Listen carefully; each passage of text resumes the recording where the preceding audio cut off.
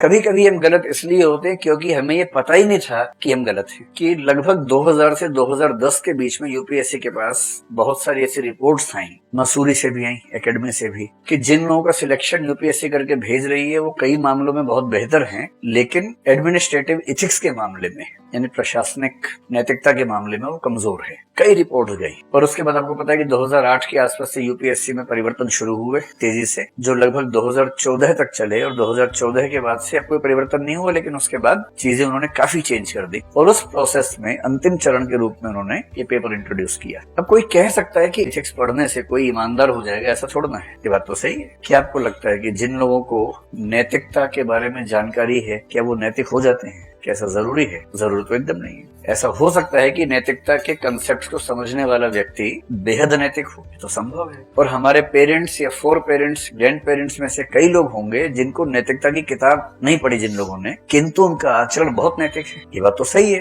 कि नैतिकता के अध्ययन से व्यक्ति के नैतिक होने का कोई अनिवार्य संबंध नहीं है। हो भी सकता है, नहीं भी हो सकता है। दोनों संभावनाएं साथ साथ कायम रहती हैं या संभव रहती हैं। फिर भी यूपीएससी ने इसको पाठ्यक्रम में शामिल किया। इसकी एक खास वजह है। वजह यह है कि कभी कभी हम गलत इसलिए होते हैं कि हमें गलत होने का शौक है, हमारी आदत है, लालच है हमारा। और कभी कभी हम गलत इसलिए होते हैं क्योंकि हमें ये पता ही नहीं था कि हम गलत हैं। इग्नोरेंस की वजह से, अज्ञानता की वजह से गलत होना भी गलत होने की एक बड़ी वजह हो सकती है। जैसे हम सब जानते हैं कि हमें कई मामलों में कानूनों का ज्ञान नहीं होता है और जाने अनजाने हम बहुत सारे कानूनों का उल्लंघन करते ही हैं, हमसे हो ही जाता है। और ऐसा भी होता होगा या ऐसा किसी के साथ हुआ होगा, आपके साथ नहीं तो आपके किसी परिचित के साथ हुआ होगा, कि उसे पुलिस ने या किसी सरकारी विभाग के निरीक्षक ने एक नोटिस जारी किया और जिस कृत्य के लिए नोटिस जारी किया उस बेचारे व्यक्ति को यह पता ही नहीं था कि वो कृत्य कानून की दृष्टि से अपराध है या गलत कृत्य है। ऐसा खूब होता है। तो यूपीएससी का कंसेप्ट ये है इस मामले में कि कोई व्यक्ति सिविल सेवक बन रहा है तो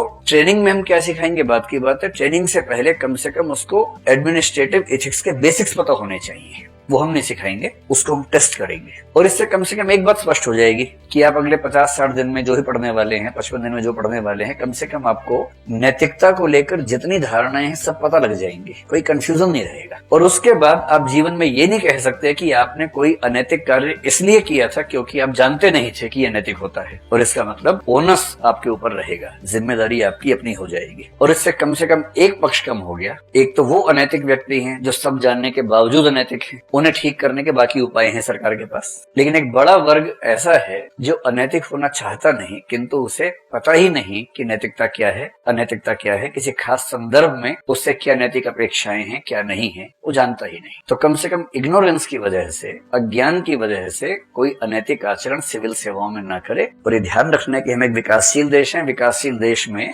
किसी ब्यूरोक्रेटिक अथॉरिटी के पास इतनी पावर होती है, यदि वो व्यक्ति उसका सदुपयोग करेगा तो शायद कई हजार, कई लाख व्यक्तियों को मुख्य धारा में ले आएगा। और यदि वो खुद अनैतिक है और उसने उस शक्ति का मिसयूज किया या अनुपयोग किया, दुरुपयोग या अनुपयोग किया, तो हो सकता है कि हजारों लाखों व्यक्तियों की जिंदगी बेहतर होने का जो रास्ता था वो रास्ता विफल हो जाए, वो संभावना खत्म हो जाए। इसलिए बहुत बुद्धिमान व्यक्ति आईएएस बने, इससे ज्यादा जरूरी है कि बहुत नैतिक व्यक्ति आईएएस बने। नैतिकता और बुद्धिमानी में थोड़ा बहुत कंप्रोमाइज बुद्धिमानी में कर सकते हैं, क्योंकि बहुत बुद्धिमान किंतु दिमाग और दिल का गंदा आदमी बहुत करप्ट हो जाएगा। वो अपनी सारी बुद्धि करप्शन के तरीके खोजने में लगा देगा और प्रशासन को, शासन को, समाज को खा जाएगा। इतना बुद्धिमान व्यक्ति नहीं चाहिए जिसकी सारी बुद्धि केवल अपने हित में लगी हो। बुद्धि थोड़ी सी कम भी हो, कॉमन सेंस हो ठीक से, लेकिन व्यक्ति की निष्ठाएं ठीक हो, नैतिकताएं ठीक हो, बहुत जल्दी किसी लालच में ना आ जाता हो, किसी भय में ना आता हो, वो व्यक्ति हमेशा बेहतरीन प्रशासक साबित होगा।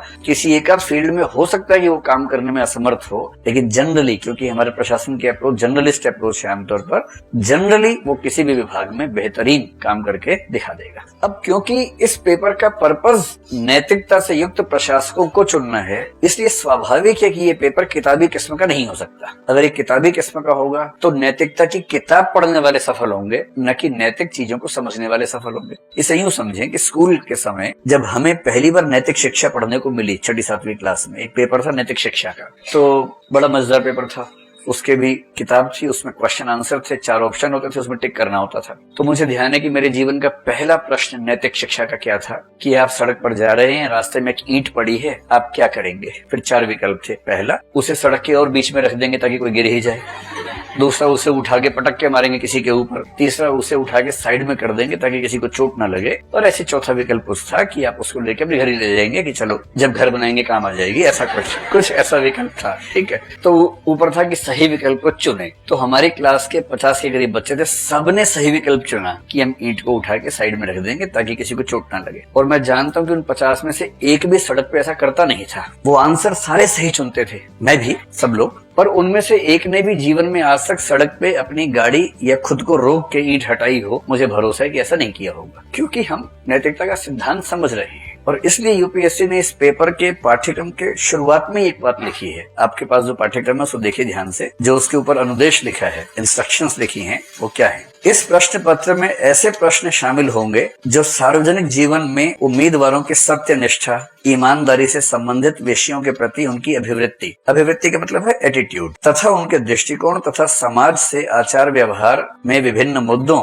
तथा सामने आने वाली समस्याओं के समाधान को लेकर उनकी मनोवृत्ति का परीक्षण करेंगे। यह मनोवृत्ति का मतलब है अप्रोच से उनकी दृष्टिकोण क्या है। इन आयामों का निर्धारण करने के लिए प्रश्न पत्र में किसी मामले के अध्ययन, केस स्टडी का माध्यम भी चुना जा सकता है। मुख्य रूप से निम्नलिखित क्षेत्रों को कवर किया जाएगा। इस भाषा को देखकर साफ लगता है कि ये पेपर अप्लाइड किस्म का है, सैद्धांतिक किस्म का नहीं है। आप देखेंगे कि यूपीएससी की अप्रोच बहुत एनालिटिकल, सब्जेक्टिव, अप्लाइड किस्म की है। उन्हें ज्यादा रुचि इसमें नहीं है कि किसी दार्शनिक का नाम लेके पूछें कि ये बताएं कि कांट ने अपने दर्शन में नैतिकता के बारे में क्या बताया है, कौन सी पुस्तक में बताया है। तो ज्यादा से ज्यादा ये पूछेंगे कांट का एक विचार है कि मनुष्य को साध्य मानना चाहिए, वो सिर्फ इतना पूछेंगे प्रत्येक मनुष्य साध्य होता है, इस संबंध में अपनी राय बताइए। वो नाम भी नहीं पूछेंगे, क्योंकि उन्हें इस बात से मतलब है ही नहीं कि आपको कांट की दोनों पुस्तकों के नाम याद है या नहीं है, कांट कौन सी शताब्दी में हुआ, कौन से देश में हुआ, ये सब उनको मतलब नहीं है। कांट ने जो समझाया वो आपकी खोपड़ी का हिस्सा बना या नहीं बना, उनको इससे मतलब है। पीसीएस की परीक्षा का स्तर आमतौर पर यूपीएससी की तुलना में थोड़ा सा हल्का होता है, और वो यहाँ भी देख सकते हैं। अभी उत्तर प्रदेश का पहले पेपर हुआ है, उसमें उन्होंने कांट के सिद्धांत पे सवाल पूछ लिया है। एक ही पूछा थिंकर पे, लेकिन पूछ लिया है। मध्य प्रदेश में तो और छोटे सवाल पूछते हैं, वो सीधा पूछते हैं कि इस दार्शनिक की किताब का नाम बताओ, एक सवाल। आप समझ रहे ना कि एक ही पेपर में प्रश्न पूछने का स्तर कहां से कहां तक वेरी करता है। एक पीसीएस पूछ रहा है कि कांट की 2 पुस्तकों के नाम लिखें, दूसरा पीसीएस कह रहा है कि कांट के इस सिद्धांत की व्याख्या करें, तीसरा बिना कांट का नाम पूछे या दिए ये कह रहे हैं कि इस सिद्धांत का अर्थ बताएं और यह आपके जीवन में कैसे हेल्प करता है, सहायता करता है, ये समझाएं। तो हमें अप्रोच क्या लेके चलनी है, हम तथ्य लेके चलेंगे, क्योंकि हो सकता है कि आपको उत्तर प्रदेश या कोई और पीसीएस देना हो, तो हम छोड़ेंगे नहीं उनको, लेकिन ज्यादा ध्यान क्या लगाना है, चीजों को समझें, अपनी भाषा में लिखने का अभ्यास करें, ये हमारा इसका पर्पस रहेगा।